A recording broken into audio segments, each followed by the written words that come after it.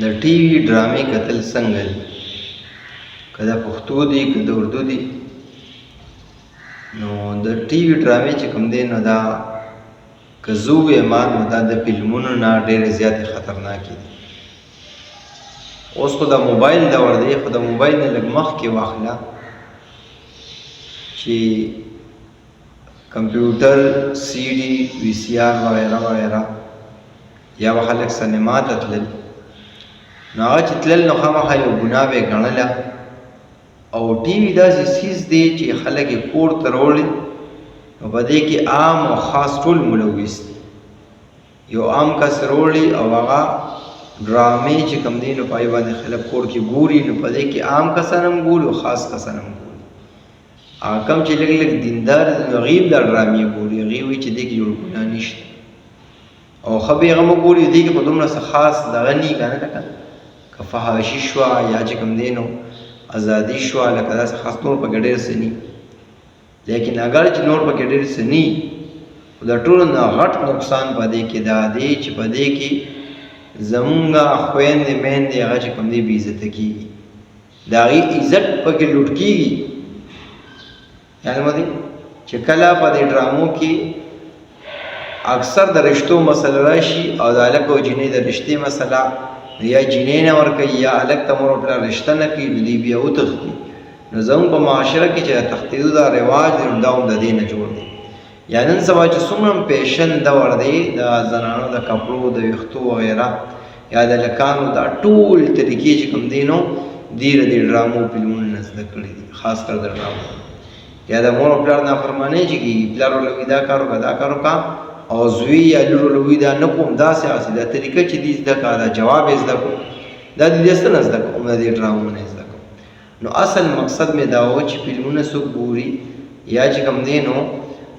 نور څه وغیره څوک ګوري،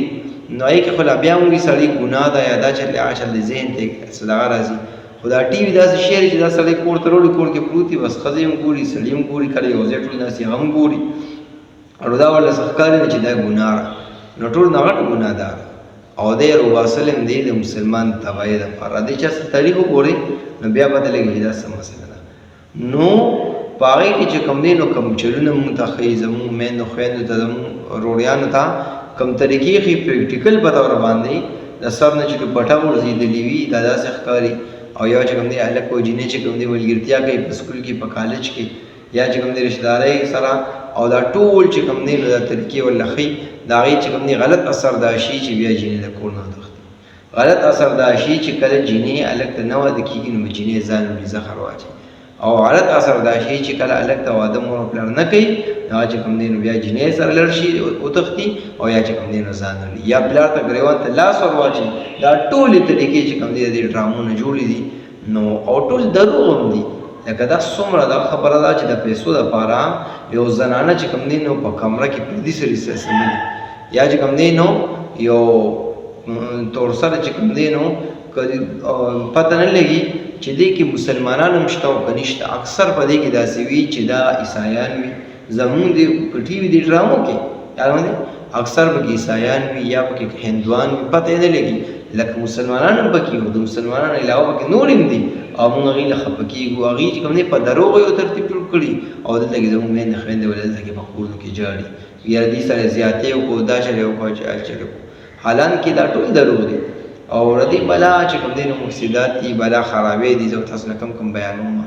نو د پیسو دپاره چې کوم دی چل دی، او یو هلک چې کوم دی نو پردۍ جینۍ له چې کوم دی لاس ور نږدې کوي د پیسو دپاره، او ټول امت ټول چې کوم دی نو پاکستان اوس ټول څه کوي، دا خلک دا ټي وي چې کوم دا ډرامې ګوري.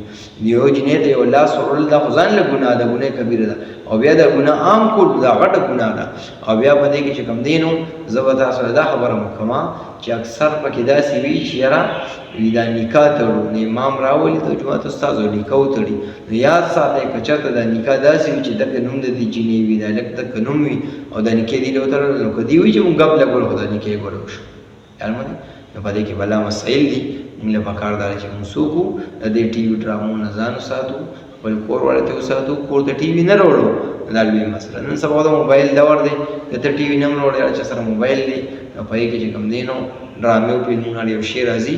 نو په دې وجه زه دا خبره وکړم چې موږ د سترګې الله راکړي د دې استعمال صحیح وکړو انشاءالله موږ به صحیح یو الله زموږ راضي او که سترګو استعمال مو صحیح ونه کړو بیا موږ ګناه کوو په دې وجه پلار له پکار ده چې خپل اولاد تربیت وکړي لومبې ورله موبایل مه ورکړه لومبې برابر کړه شرع ته برابر کړه دین ته برابر کړه چې کله برابر شي دی په موبایل باندې بیا به دې ټي وي ډرامې فلمونه نه ګوري بیا چې کوم دی بیان نه ګوري د علماو بیانونه نه بیا ګوري خیر باندې زموږ له پکار داري چې موږ چې کوم دی ډرامې نه ګورو فلمونه نه ګورو آخرت ته وضو پته نه لګي لاون د وخت دی